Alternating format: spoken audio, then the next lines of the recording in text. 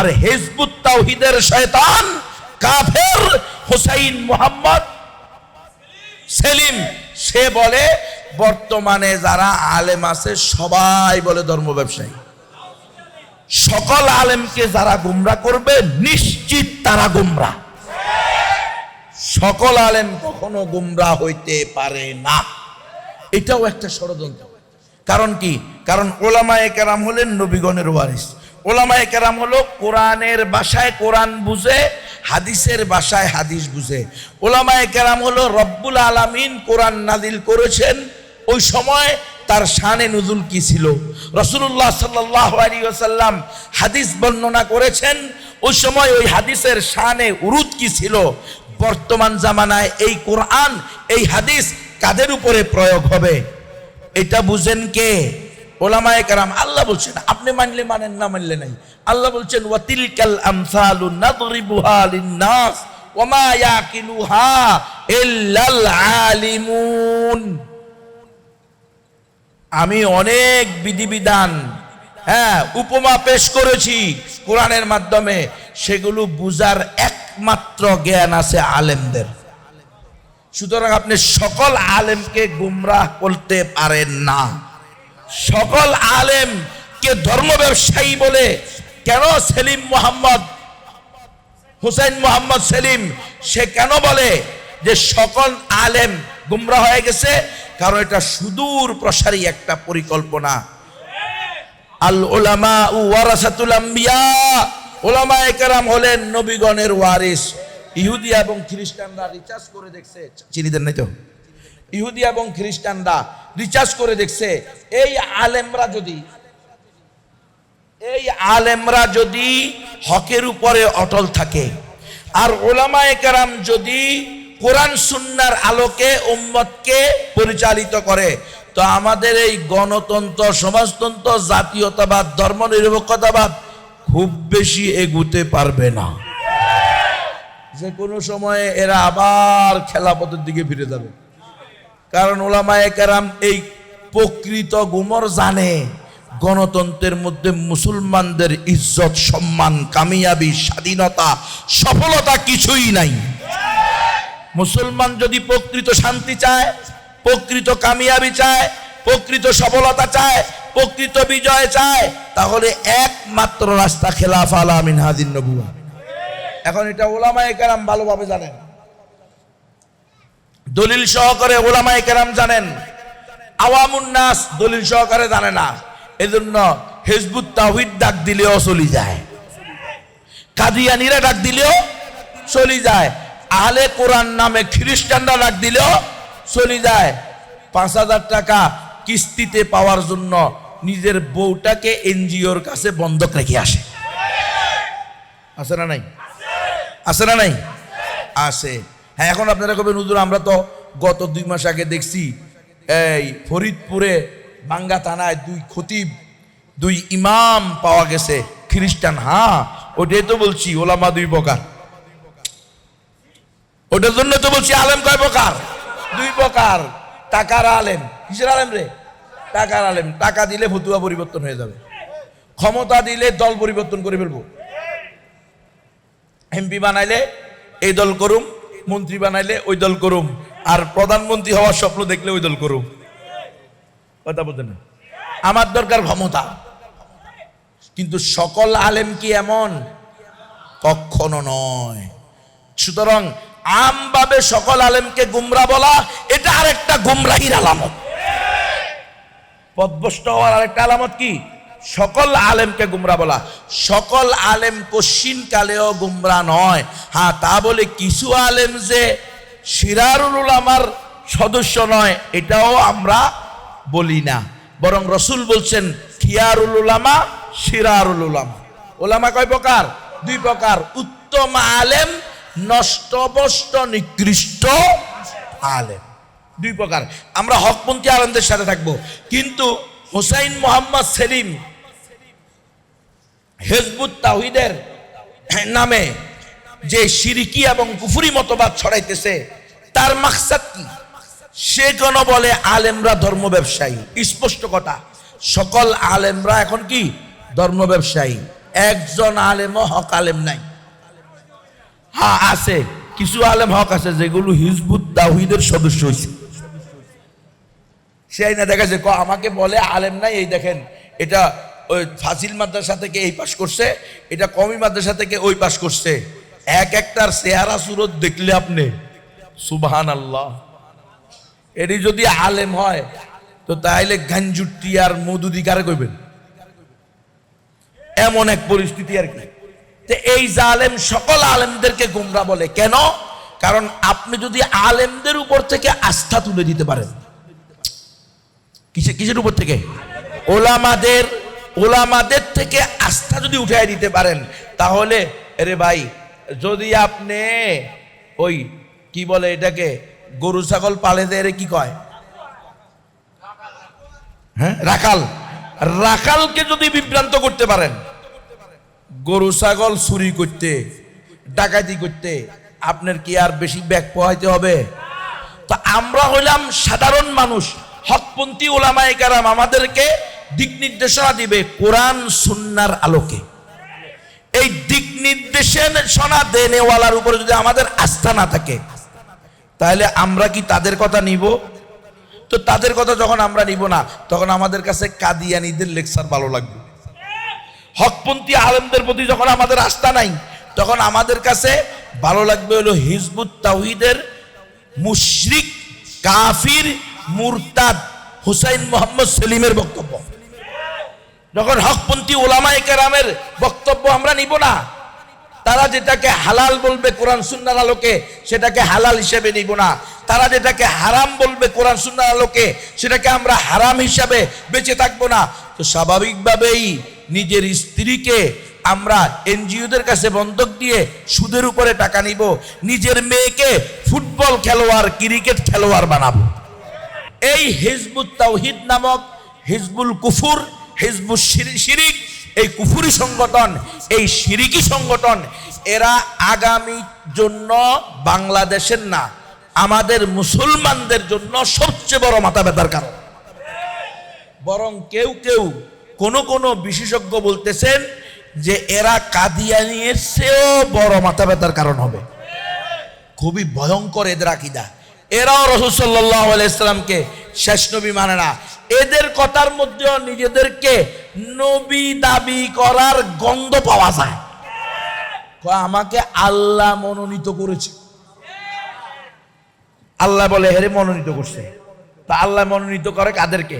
হেরে মনোনীত করবে সে বলতেছে বর্তমান যে ইসলাম আমরা মানি এই ইসলাম না। রাসূলুল্লাহ সাল্লাল্লাহু আলাইহি ওয়াসাল্লাম দুনিয়া থেকে চলে যাওয়ার 1470 থেকে 80 বছরের ভিতরে, 60 থেকে 70 বছরের ভিতরে বলে ইসলাম বিলুপ্ত হয়ে গেছে। স্পষ্ট কথা, বর্তমানে যে আমরা ইসলাম মানি এই ইসলাম সঠিক না, নাউযুবিল্লাহি মিন যালিক। এজন্য এই ইসলাম, প্রকৃত ইসলামকে উদ্ধার করার জন্য, প্রকৃত ইসলামকে প্রতিষ্ঠা করার জন্য আল্লাহ তার শ্বশুর বাইজিদ খান পন্নীকে আর তারপরে তাকে নাকি নির্বাচিত করছে, মনোনীত করছে। স্পষ্ট কথা তাদের। রাসূল সাল্লাল্লাহু আলাইহি ওয়াসাল্লাম চলে যাওয়ার 60 থেকে 70 বছরের ভিতরে ইসলাম শেষ। বর্তমানে আমরা ইসলাম মানি, এটা সঠিক ইসলাম না। সঠিক ইসলাম হলো হিজবুত তাওহীদের এই শিরিকি মতবাদ, কুফরি মতবাদ। এটা তাদের কিতাবের মধ্যে স্পষ্ট। তারপরে সূর্য চন্দ্র প্রাকৃতিক শক্তি এগুলা নাকি ফেরেশতা। মালায়েকা বলতে আলাদা কোনো কি নাই, সৃষ্টি নাই, ফেরেশতা নাই। সে বলতেছে আপনার পেটের ভিতরে যে কীট আছে না, পোকামাকড়, এগুলাও ফেরেশতা। অথচ স্পষ্ট ফিকহের কায়দা আছে, আকীদার কিতাবে স্পষ্ট লেখা আছে ইন্না ইস্তিগফাফাল মালাইকাতা কুফরুন।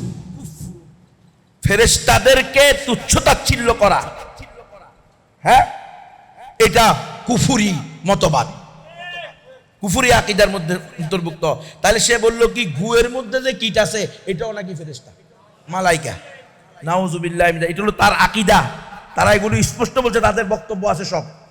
সুতরাং আমাদেরকে এই হিজবুত তাওহীদের ব্যাপারে সতর্ক হতে হবে। আপনাদের এই জামালপুরেও তাদের কার্যক্রম চলমান, 64 জেলার 64 জেলায় তারা কাজ করতেছে। এদেরকে প্রতিহত করতে হবে।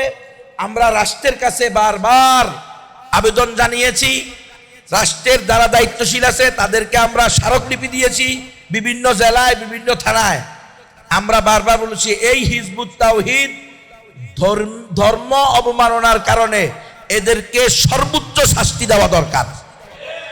কমাস কম এদের কার্যক্রম নিষিদ্ধ এবং এদের দলকে নিষিদ্ধ করা দরকার। কিন্তু আল্লাহ ভালো জানে রাষ্ট্র এই পদক্ষেপ নিতে পারবে না। কেন পারবে না? কারণ এটা গণতান্ত্রিক রাষ্ট্র, আর গণতন্ত্রের আকীদা হলো সকল ধর্ম, সকল মতবাদ, সকল আদর্শ রেসপেক্ট যোগ্য, সম্মানযোগ্য। প্রতিটা ব্যক্তি এটাও একটা সম্মানযোগ্য পেশা। এজন্য পতিতাদেরকে রাষ্ট্রপতিটা বলবে না, বলবে সম্মানিতা শ্রমিকা।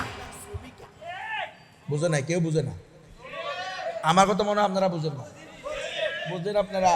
দেখেন নাই পতিতারা আন্দোলন করে, রাজধানীতে সাংবাদিক সম্মেলন করে যে আমাদেরকে রাষ্ট্রীয়ভাবে শ্রমিকের মর্যাদা দিতে হবে। বুঝেন? শ্রমিকের মর্যাদা দিলে আপনি আর পতিতা বলতে পারবেন, বেশ্যা বলতে পারবেন?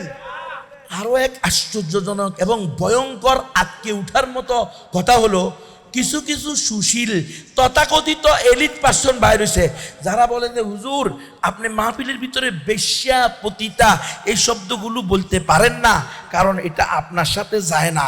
আপনি এত বড় একজন সেলিব্রিটি, তো আমি বেশ্যারে কি কইতাম, কিরে পতিতারে কি কইতাম? এরা হলো ওই গ্রুপ, যে গ্রুপ লিবারেলিজম বাদে বিশ্বাসী, উদারপন্থী। এত উদার, এখন কয় কাফেরকে কাফের বলা যাবে না, মানে আল্লাহর চেয়ে বেশি উদার। বুঝেন না মনে হয়? এরা নিজেদেরকে কি বুঝাইতে চায়? এরা আল্লাহ যা বুঝে নাই তার চেয়ে বেশি বুঝছে। নাউজুবিল্লাহি মিন যালিক। ক্ষমতার সাথে যায় না, লিবারেলিজমের সাথে যায় না।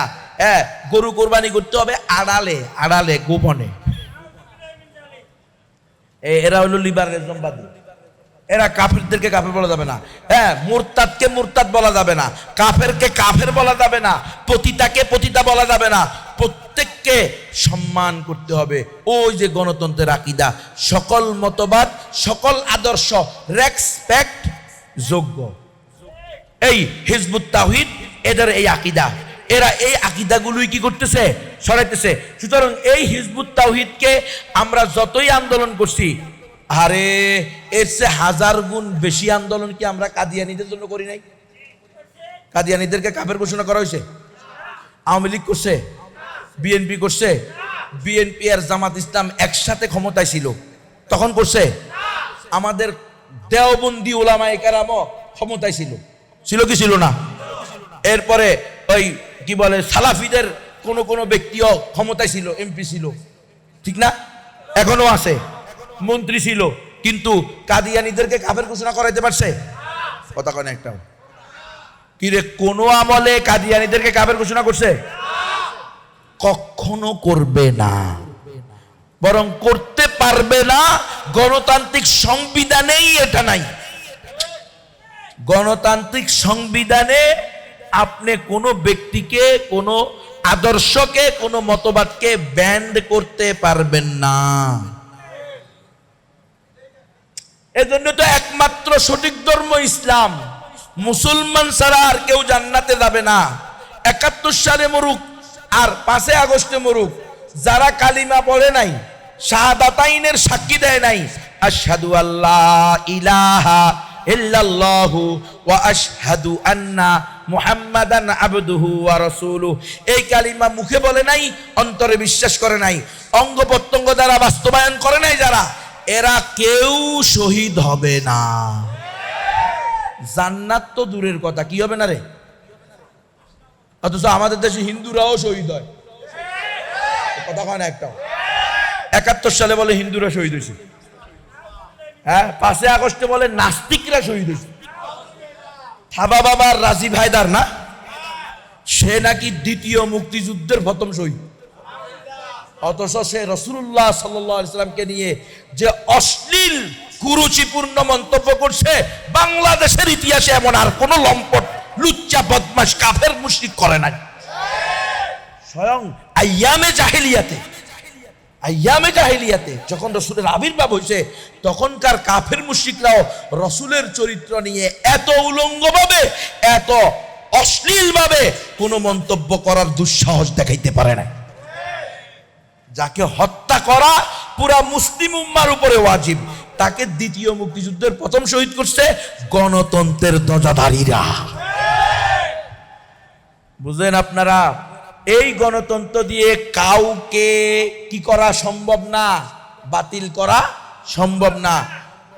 ফাঁসির রায়, শাতিমুর রসুলকে ফাঁসির রায় দিতে হবে। এরা বলে না যে এরা গণতন্ত্রে বিশ্বাস করে, গণতন্ত্র উদ্ধার করে, গণতন্ত্র প্রতিষ্ঠা করে, গণতান্ত্রিক রাষ্ট্র চায়। আস্থা মিথ্যুক। এই দেশের 90% মানুষ কি? মুসলমান। 90% মানুষ মুসলমান। এরা কি রাসূল সাল্লাল্লাহু আলাইহি ওয়াসাল্লামের ইজ্জত সম্মান চায় না চায় না? আচ্ছা ধরেন এর মধ্যে আরো 10% বাদ দেন, যেগুলা নাস্তিক মার্কা মুসলমান, তাহলে কত পার্সেন্ট হইব? 80%। বাদ দেন আরো 10% লিবারেলিজমবাদী মুসলমান, তাহলে কত পার্সেন্ট হবে? তো 70% মুসলমান হইলে সংখ্যাগরিষ্ঠ মুসলমান না হিন্দু, বৌদ্ধ, খ্রিস্টান? কথা কানাকা। তো এরা না সংখ্যাগরিষ্ঠের কথা মানবে, জনগণ যা বলবে।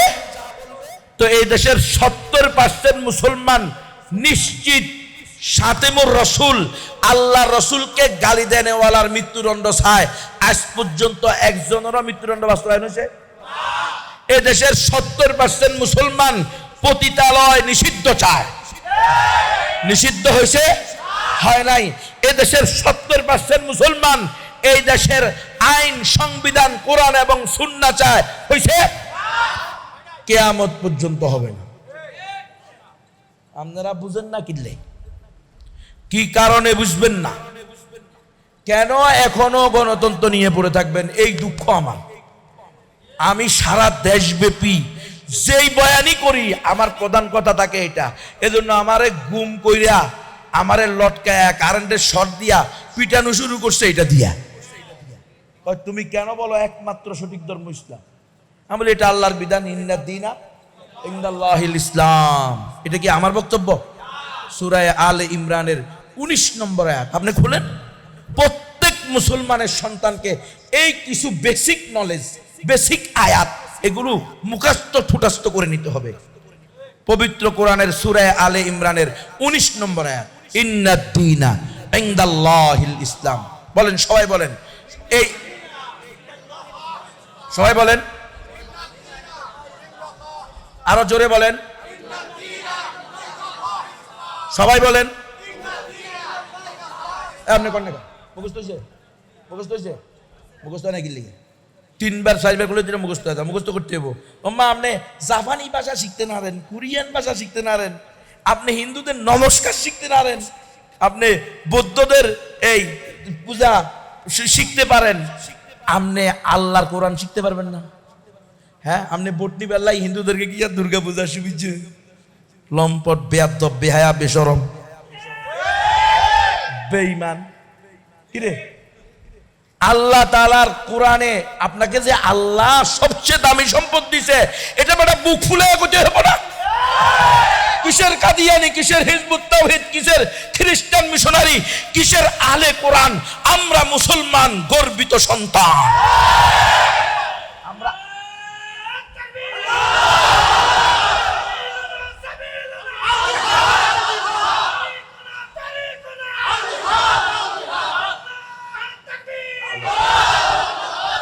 কি মুসলমান এগুলো? হ্যাঁ, আপনার কথাটা আপনি মজবুতির সাথে বলেন। হিজবুত তাওহীদ আছে, হিজবুত তাওহীদ কেমনে আমারে মুশরিক বানায়, কাফের বানায়? আমি হিজবুত তাওহীদের লিফলেট দেখলে, ওদের সংগঠনের আকীদা দেখলেই তো আমি বুঝে ফেলবো এরা কুফরি সংগঠন। কারণ এরা বলতেছে সকল ধর্ম সঠিক, আল্লাহ বলতেছে ইন্নাদ দীনা ইনদাল্লাহিল ইসলাম। আল্লাহর সাথে সাংঘর্ষিক হওয়ার পরে আবার কিসের লিবারেলিজম রে? হ্যাঁ, আবার কিসের হিউম্যানিজম রে? আল্লাহর বিধানের সাথে সাংঘর্ষিক। সেখানে কোনো মানবতা নাই, সেখানে কোনো হিউম্যানিজম নাই, সেখানে কোনো লিবারেলিজম নাই, সেখানে কোনো ধরনের কোনো নাস্তিক্যবাদের কোনো খাওয়া, সেখানে কোনো গণতন্ত্র নাই। আল্লাহর কালামের সাথে সাংঘর্ষিক, আমরা সেটাকে ডাস্টবিনে ফেলে দিব। কথা একটাই, আমারে লটকায়া পিটাইতেছে, লটকায়া কারেন্টের শর্ট দিয়ে পিটাইছে। আপনি জানেন না দেশ চলে গণতন্ত্র দিয়ে? আপনি তো কয় নাই তুই। হ্যাঁ, সেখানে নিয়ে মানে শারীরিক, মানসিক, আদর্শিক যতভাবে নির্যাতন করা যায় সবভাবে করছে। কয় তুই জানোস না দেশ চলে গণতন্ত্র দিয়ে, আর গণতন্ত্রের নিকটে সকল ধর্ম সমান, তোকে বলতে হবে সকল ধর্ম সঠিক। আমি বললাম তাইলে ক্রস ফায়ার সালাম, কারণ সকল ধর্ম সঠিক বলে মুরতাদ হয়ে বেঁচে থাকার সে একমাত্র সঠিক ধর্ম ইসলাম বলে শহীদ হওয়া হাজার কোটি গুণে উত্তম। কি আমি মরে গেল, আমি থাকলে ইসলামের কি লাভ হবে, আর আমি মরে গেলে ইসলামের কি ক্ষতি হবে? কিন্তু আমি যদি ঈমান নিয়ে মৃত্যুবরণ করি আমি কামিয়াব, আমি যদি ঈমান ছাড়া মৃত্যুবরণ করি আমি নাকাম। ইসলামের কিছু হবে না। ইসলাম তার আবু বকরকে হারাইছে, ইসলাম উমরকে হারাইছে, ইসলাম আলীকে হারাইছে, উমর উসমানকে হারাইছে, ইসলাম সোয়া লক্ষ সাহাবায়ে কেরামকে হারাইছে, ইসলাম লক্ষ লক্ষ অগণিত নবী রাসূলকে হারাইছে। ইসলামের কি কোনো ক্ষতি হয়েছে? মুহাম্মদ সাল্লাল্লাহু আলাইহি ওয়াসাল্লাম দুনিয়া থেকে চলে গেছে কি যায় নাই? তো উনি চলে গেলে যদি ইসলামের ক্ষতি না হয়, আমি নবী ক্রস ফায়ারে গেলে ইসলামের কিচ্ছু হবে না। কিন্তু আমি যদি ইসলামের অপব্যাখ্যা করি, ইসলামের তাহরিফ করি, আমি যদি বলি সকল ধর্ম সঠিক, তাহলে আমি ইসলামের ক্ষতি করলাম না কল্যাণ করলাম? তাহলে এর চেয়ে ক্রস ফায়ার দিয়ে দেন, মরে যাওয়া ভালো। আর যদি না দেন ইনশাআল্লাহ আল্লাহ যে কোনোভাবে বাইর করলে ওয়াজ এটাই হবে, ইন্নাদ দীনা। এখনো আমার কাছে গোয়েন্দারা আসে, আপনি তো আগের ওয়াজই করেন। আমি কিন্তু কি করতাম, আমি কি আওয়ামী লীগ করছি না বিএনপি করছি? যে আওয়ামী লীগ আইলে একরকম বয়ান হবে, বিএনপি আইলে আরেক রকম বয়ান হবে। আমি তো রব্বুল আলামিনের দল করছি, কি আলা ইন্না হিজবাল্লাহি হুমুল মুফলিহুন। আমরা আল্লাহর দল থাকতে চাই। আল্লাহর দল, আল্লাহর দল মানে কি? আল্লাহ যা নাজিল করছেন, রাসূল সাল্লাল্লাহু আলাইহি ওয়াসাল্লাম সেটাকে যেভাবে বাস্তবায়ন করছেন, সাহাবায়ে কেরাম সেটাকে যেভাবে আঁকড়িয়ে ধরছেন। আল্লাহর হুকুম, রাসূলের সুন্নাহ, সাহাবায়ে কেরামের অনুসরণে। ঠিক আছে নি? এই আমার এর বাইরে কোনো কাজ নাই। আমার পিঠায় কয় গুনবী তুমি এই ওয়াজ করো কি জন্য? তুমি অমুক মৌলবীর মতো হইতে পারে না, তমুক মৌলবীর মতো। কয়েকজনের নাম লো, সেটা আমি আপনাদেরকে বলুন না। ও যারা লিবারেল, যারা দরবারি, অথবা যাদের রক্তের ভিতরে দালালি, যেই দল আসে ওই দলের লগে গিয়ে গোপনে চুক্তি করে ফেলে, আমরা আপনাদের সাথে আছি, আপনাদেরকে যত গালাগালি করব আপনারা আমাদেরকে ধরবেন না। দেখবেন খুব গালাগালি করে, এদেরকে কিন্তু ধরে। হিজবুত তাওহীদের হুসাইন মোহাম্মদ সেলিমের বক্তব্য স্পষ্ট যে মুমিন কারা, মুনাফিক কারা, এটা স্পষ্ট করতে হবে। যারা আল্লাহর আইন দিয়ে রাষ্ট্র পরিচালনা করে না তারা কাফের, মুশরিক, নাস্তিক, বেঈমান। আর যারা আল্লাহর আইন দিয়ে রাষ্ট্র চালায় তারা মুমিন, মুসলমান। আল্লাহর আইন প্রতিষ্ঠা করতে হবে, কি হবে? কাতিলুহুম হাত্তা লা তাকুনা ফিতনা ওয়া ইয়াকুনা দ্বীনু কুল্লুহু লিল্লাহ। সে স্পষ্ট এই বয়ান করে, তাকে আজ পর্যন্ত জঙ্গি বলে কোনো মামলা দেওয়া হয় নাই। কারণ হবে না, কালিমাতু হাক্কিন উরিদা বিহাল বাতিল। কথা সত্য, মাকসাদ খারাপ। সে তো তলে তলে আতাত করি আইছে। আমার এই ইসলামী রাষ্ট্র মানি হলো, আমার ইসলামী রাষ্ট্র মানি হলো এই নাস্তিক্যবাদী রাষ্ট্র। আমি যে রাষ্ট্রের কথা বলবো আল্লাহর আইন, তো আল্লাহর আইন তো বলছে যে ওরে জিজ্ঞেস করছে, আপনি যদি আল্লাহর আইনের কথা বলেন, আল্লাহর আইন প্রতিষ্ঠা, সাংবাদিককে জিজ্ঞেস করছে, তো আপনারা ইউরোপ, আমেরিকা, পশ্চিমারা কি আপনাকে পছন্দ করবো নাকি? আপনার বিরুদ্ধে রাখবে না? কেন? তারা চায় শান্তি, শৃঙ্খলা, নিরাপত্তা, সকল মানুষের সবার হক কি করা, অধিকার বাস্তবায়ন করা। তো আমার মাধ্যমে সেটা হলে তারা আমার বিরুদ্ধে করবে কেন? বলেন না, আমার মাধ্যমে নাস্তিকদের অধিকারও প্রতিষ্ঠা হবে, আমার মাধ্যমে পতিতাদের অধিকারও বাস্তবায়িত হবে। আমি তো অলরেডি বলছি হিন্দু, বৌদ্ধ, খ্রিস্টান, আমি তো অলরেডি ঘোষণা দিছি শ্রীকৃষ্ণ, বৌদ্ধ, রামচন্দ্র, যুধিষ্ঠির এরাও নবী রাসূল ছিলেন। আমি তো ঘোষণা দিছি আপনি মুসলমান হইতে হলে আপনাকে হিন্দু ধর্ম ছেড়ে আসতে হবে না, বৌদ্ধ ধর্ম ছেড়ে আসতে হবে না, খ্রিস্টান ধর্ম ছেড়ে আসতে হবে না, আপনি হিন্দু থেকেও মুমিন হইতে পারবেন, খালি হিজবুত তাওহীদের সদস্য হইলে আপনি মুমিন। এই জন্য তারা হিজবুত তাওহীদ ছাড়া অন্য কাউকে মুসলমান মনে করে না। তারা বলে সকল মানুষ কাফের হয়ে গেছে। কেমনে? ওই যে 60-70 বছর পরে ইসলাম কি হয়ে গেছে? বিলুপ্ত হয়ে গেছে। তাহলে ইসলাম যদি না থাকে আপনারা কি, আমরা কি সব মুরতাদ? কথা বুঝতেছেন? এখন মুমিন হবে নতুন করে হিজবুত তাওহীদে ঢুকলে, হিজবুত তাওহীদের আকীদা পোষণ করলে আপনি হলেন ওয়াতাসিমু বিহাবলিল্লাহ, আল্লাহর রজ্জুকে আঁকড়িয়ে ধরলেন, শততা বিভক্ত হলেন না। সে দেখবেন খুব ঐক্যের ডাক দেয়, ঐক্য মানে হিজবুত তাওহীদের সদস্য। আপনি হিজবুত তাওহীদের সদস্য হইলে ঐক্য হলো। এই এরা খুব ভয়ঙ্কর আকার ধারণ করতেছে, এদের বিরুদ্ধে আমাদেরকে সোচ্চার থাকতে হবে। কোন মুসলমানের সন্তান যাতে হিজবুত তাওহীদের সদস্য হতে না পারে, এদের কুফরি মতবাদগুলো প্রকাশ্যে তুলে ধরতে হবে। মুজিজা প্রাপ্তির মাধ্যম পন্নী দাবি করছে তার কাছে মুজিজা, সে মুজিজা কি করছে? মুজিজা সাধারণত দেখায় কারা? রাসূলগণ। সে বলছে তার সে 10 মিনিটে 8টা মুজিজা দেখাইছে, অর্থাৎ আল্লাহ মাফ করেন, এটা সে বুঝাইছে হলো ওহী তো বলে নাই, মানে তার কাছে ওহী আসছে এটা বুঝাইতে চাইছে, কিন্তু এই শব্দ ব্যবহার করে নাই, ব্যবহার করছে এর চেয়ে বড় রহমত আর কি হতে পারে যে মুজিজা তিনি নবীদের সময়ে ঘটাতেন একটা একটা করে, এখন তিনি নিজে একসাথে 8টা মুজিজা 10 মিনিটের মধ্যে ঘটাইলেন বাইজিদ খান পন্নীর উপরে।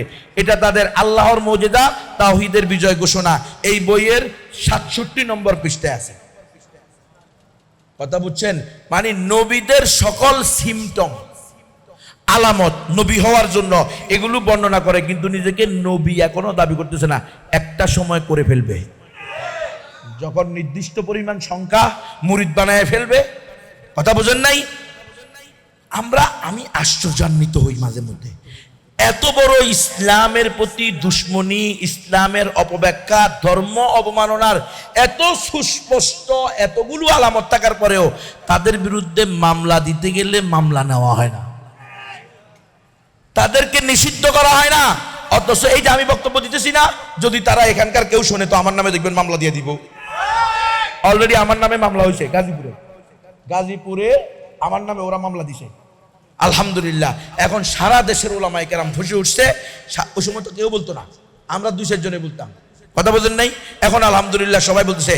এদের ব্যাপারে আপনারা আপনাদের এই যে দরসুল কোরআনের দ্বারা দায়িত্বশীল আছেন, আমি অনুরোধ করব এদের আকীদাগুলো 27টা আকীদা আছে, একেবারে মৌলিক বিষয়, প্রত্যেকটা কুফরি আকীদা।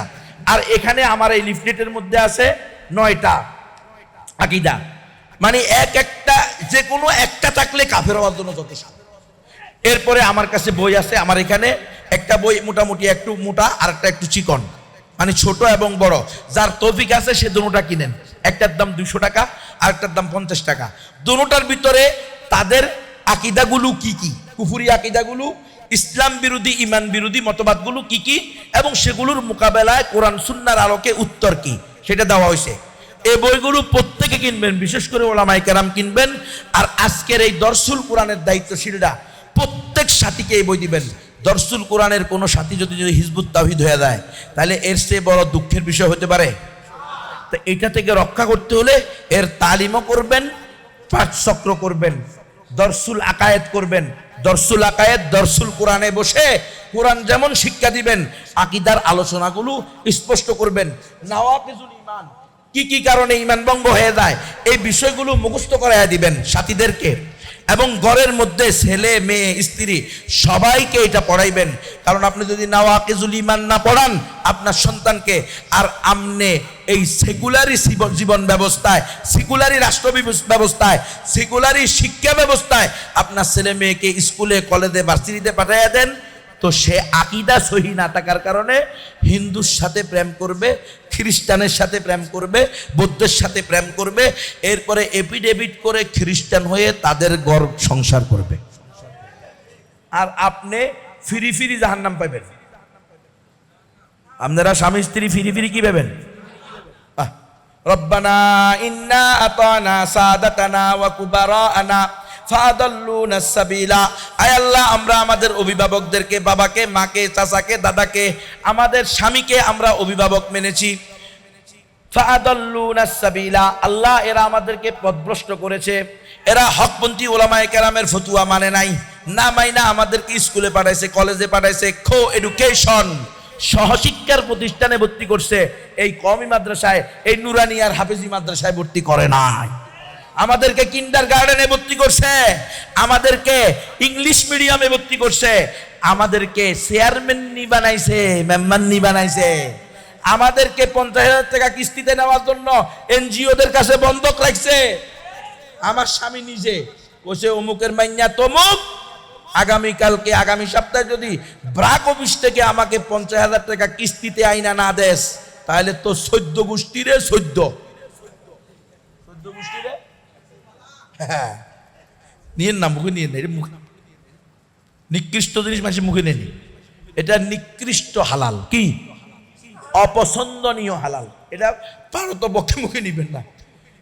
তো এই যে এই স্বামী, যে স্বামী নিজের স্ত্রীকে জানিয়া বুঝিয়া পরপুরুষের কাছে বাধ্যতামূলক পাঠাইয়া সুদের উপরে টাকা নিছে, এই স্বামী অভিভাবক কাল কিয়ামতের মাঠে এর বিরুদ্ধে এর প্রিয়তমা স্ত্রী নামাজি, দিনদার, মুত্তাকি, ফরেজগার, আল্লাহওয়ালি, সবেরা, শাকেরা, জাকেরা, তাকওয়া তোয়ারাতালি, দিনদার, মোমেনা, মুসলিমা অভিযোগ করবে কি করবে না?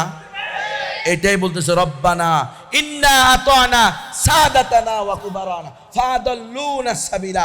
এরা জানিয়া বুঝিয়া আমাদেরকে পথভ্রষ্ট করছে। রব্বানা আতিহিম জিফাইন মিনাল আযাব। আল্লাহ, আমি ফুটবল খেলোয়াড় হয়ে, নারী ক্রিকেট খেলোয়াড় হয়ে, আমি চেয়ারম্যান নি, মেম্বার নি হয়ে, আমি পতিতা হয়ে, আমি সেকুলারিজমে বিশ্বাসী হয়ে, আমি ট্রান্সজেন্ডারবাদে বিশ্বাসী হয়ে যেই পরিমাণ জাহান্নামের উপযুক্ত হয়েছি, আমার এই আব্বাকে, আমার এই স্বামীকে, আমার এই ভাইকে, আমার এই অভিভাবক ছেলেকে আমার সে ডবল শাস্তি দেন। আতিহিম জিফাইন মিনাল আযাব ওয়ালআনহুম লানান কাবীরা। আল্লাহ, আমার চেয়ে বেশি অপদস্থ, অপমানিত আপনি আমার এই দাদারে করেন। কারণ এই দাদা জানতো নিজের নাতিটাকে যদি হিফজুল কোরআন মাদ্রাসায়, এই নুরানি মাদ্রাসায় পাঠাই, তাহলে সে দিনদার হবে, মুত্তাকি হবে, ফরজগার হবে, আল্লাহওয়ালা হবে, কমাস কম রসুলকে গালি দিবে না, কমাস কম নাস্তিক হবে না। এতটুকু জানা শোনার পরেও এই দাদা আমাকে শুধু দুনিয়ার লোভে এই মাদ্রাসায় না দিয়া ইংলিশ মিডিয়ামে দিছে, বাংলা মিডিয়ামে দিছে, ইহুদি এবং খ্রিস্টানদের বানানো সেকুলার সিলেবাস স্কুল, কলেজ, ইউনিভার্সিটিতে দিছে। 100% সেকুলারের উপরে, নাস্তিক্যবাদের উপরে প্রতিষ্ঠিত এই সিলেবাস। কিন্তু নাস্তিক্যবাদী সিলেবাস না হইলে সেখানে এই ট্রান্সজেন্ডারবাদের গল্প আসে কেমনে? শরীফের গল্প। নাস্তিক্যবাদী সিলেবাস না হইলে ওই বইয়ের ভিতরে ছেলে আর মেয়ে দুইজনকে দাঁড় করাইয়া দিয়া গল্প লেখে কেমনে? চলো বন্ধু হই। নাস্তিক্যবাদী সিলেবাস না হইলে সেখানে নাউজুবিল্লাহ শারীরিক শিক্ষার নামে কন্ডম ব্যবহারের প্রতি উৎসাহ দেয় কিভাবে? মুসলমান তো হালাল তরিকায় বিবাহ করবে, হালাল তরিকায় বিবাহ করলে হালাল সন্তানের আকাঙ্ক্ষায় থাকবে, সেখানে কন্ডম ব্যবহার দরকার। বুঝেন আপনারা? বন্ধু আর বান্ধবী, বয়ফ্রেন্ড আর গার্লফ্রেন্ড, নিরাপদ সঙ্গী, এই নিরাপদ বন্ধুত্বের জন্য ওইটা ব্যবহার করা হয়। আপনারা তো মনে করছেন এমনি এমনি দেয়, আরে আরো নির্লজ্জ, বেহায়া। এখন আমরা সারা জীবনে আমরা কোনোদিন, আল্লাহ মাফ করুক, ছোটবেলায় আমাদের মা, চাচি, দাদি, নানি, খালাদের ভিতরের কোনো পোশাক আমরা প্রকাশ্যে কোনো আদে দেখি নাই, যে মুজা গালে লটকা রেখেছে, আর এখন সরাসরি কি কয় এটি রে, ওই যে মাসিকের সময় ব্যবহার করে যে নেপকিন, হ্যাঁ, সেনোরা, এগুলা বিতরণ করতেছে, শিক্ষকেরা ছাত্রীদের হাতে দিতেছে। হ্যাঁ, আপনারা জানেন না এটা? হায় হায় হায় হায় হায়। এবং শারীরিক শিক্ষা দিতেছে, ছেলেকে মেয়েকে একসাথে বসিয়ে। এই শারীরিক পরিবর্তন কখন হয়? মেয়েরা কখন উপযুক্ত হয়, ছেলেরা কখন উপযুক্ত হয়? উপযুক্ত হওয়ার কাছাকাছি সময়ে শরীরের কোন কোন অঙ্গ ব্যথা করে, কি কি জিনিস দেখা দেয়। সে সময় ছোট মেয়েরা কি মনে করে, চুপ করে থাকে, এটা করা যাবে না, বন্ধুদের কাছে বলতে হবে, বান্ধবীদের কাছে বলতে হবে, বাপের কাছে বলতে হবে, ভাইয়ের কাছে বলতে হবে। আগের দিনে যে নানির কাছে বলতো, ভাবির কাছে বলতো, হ্যাঁ গোপনে সর্বোচ্চ মার কাছে বলতো। এটা কি না, হ্যাঁ এটা নাকি এই কি কি বলে এটাকে, এটা নাকি অসচেতনতা। এটা বলতে হবে আপন ভাইয়ের কাছে। এই জন্য তো এখন ভাই দ্বারা বোন দর্শিতা, এই জন্য তো এখন লম্পট বাপ দ্বারা মেয়ে দর্শিতা। বাপ মেয়েকে দর্শন করবে, এটা কোনদিন চিন্তা করা যায়? চিন্তা করা যায়? এমন কুরুচিপূর্ণ কাজ হইতেছে কি হইতেছে না, ওপেন হইতেছে। সকল বাতিলপন্থীরা তাদের বাতিলের দাওয়াত দিচ্ছে, আর আমরা হকপন্থীরা নিজেদের মধ্যে গুতাগুতি গুতাগুতি গুতাগুতি। হ্যাঁ, তুমি সলাফি আমি হানাফি, হ্যাঁ এই গুতাগুতিতে আছি। বেটা তুই সলাফি হইলেও মুসলমান, তুই হানাফি হইলেও মুসলমান। কথা কও। হ্যাঁ, সলাফি আর হানাফি নিয়ে গুতাগুতি করার টাইম আছে? ইমানই তো নাই বেটা, ইমানই তো নিয়ে যেতেছে। হ্যাঁ, কি নিয়ে পড়ে আসো তুমি? তুমি আর আমি পড়ে আসি কওমি আর সরকারি নিয়া। হ্যাঁ, দেওবন্দি আর বেরেলভি নিয়া। দেওবন্দি আর বেরেলভি এটা দেখবে না কাল কিয়ামতের মাঠে। কাল কিয়ামতের মাঠে দেখবে কার আকীদা কোরআন সুন্নাহ অনুযায়ী সঠিক। কোরআন সুন্নাহ অনুযায়ী যাত্রা সঠিক, সে জান্নাতি। কোরআন সুন্নাহ অনুযায়ী যাত্রা বেঠিক, সে জাহান্নামী। খালাস।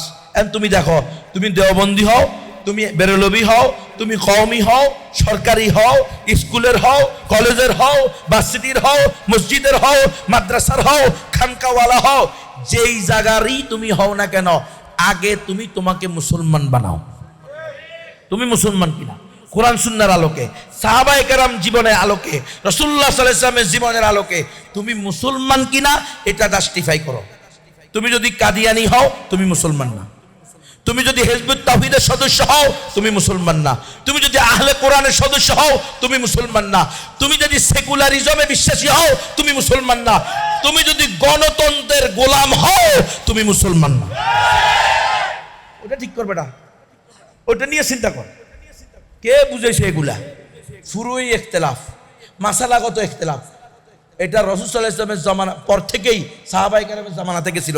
রাসূলের জামানায় ইখতিলাফ হয়েছে, রাসূলের কাছে গেছে, রাসূল কইছে দুটোটা সঠিক, যা নামাজ পড়তে হবে না, সূর্য ডুবার আগে বরসার পরে বরস, দুটোটা ঠিক। ওই যে আসরের নামাজ পড়তে হবে কোথায় গিয়ে, কোন কোরায় গিয়ে পড়তে হবে না তো। কেউ বলছে সূর্য ডুবি যায়, রাসূল কইছে সূর্য থাকতে না। আরেকজন কবে এটা রাসূলের হুকুম, যেটা কইছে এটা সূর্য ডুবুক আর থাক যাই। এখন দুজন গেছি ইয়া রাসূলুল্লাহ, তারা আগে পড়ছে আমরা পরে পড়ছি, কইছে দুটোটা সঠিক। কথা কথা। আর আপনি ইনে শুরু করছেন, ইনে হাত না বানলে হইতো না, ইনে হাত না বানলে হইতো না, হাসেন করে হাত না বানলেও তো হইব। কেউ যদি সারা জিন্দেগি হাত না বাঁধে তাহলেও হবে কি হবে না?